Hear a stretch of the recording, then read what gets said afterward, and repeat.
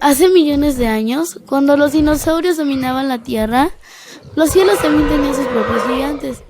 Uno de los más impresionantes fue el Quetzalcoatlus, un pterosaurio tan grande que podía volar por el cielo como un verdadero rey prehistórico. ¿Estás listo para hacer tu propio Quetzalcoatlus con el kit que te dimos en Tekken Dance Kids? Entonces, manos a la obra. Pero mientras, déjame contarte algunas cosas increíbles sobre este gigante volador.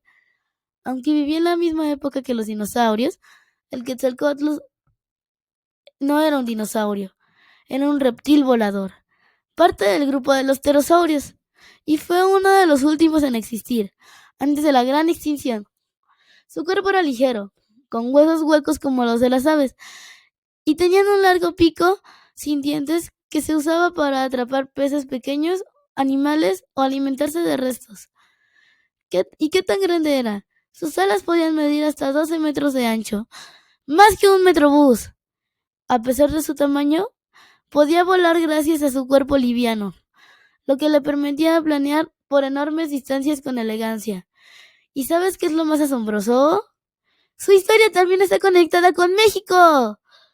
Su nombre, Quetzalcoatlus, está inspirado en Quetzalcoatl, la serpiente emplumada, una de las deidades más importantes de las culturas mexica, maya y tolteca.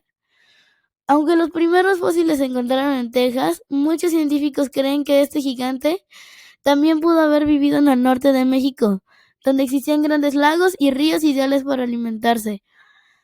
En estados como Coahuila y Nuevo León se han encontrado restos de pterosaurios similares, lo que hace pensar que estas criaturas, como esta, volaban sobre el cielo mexicano hace millones de años.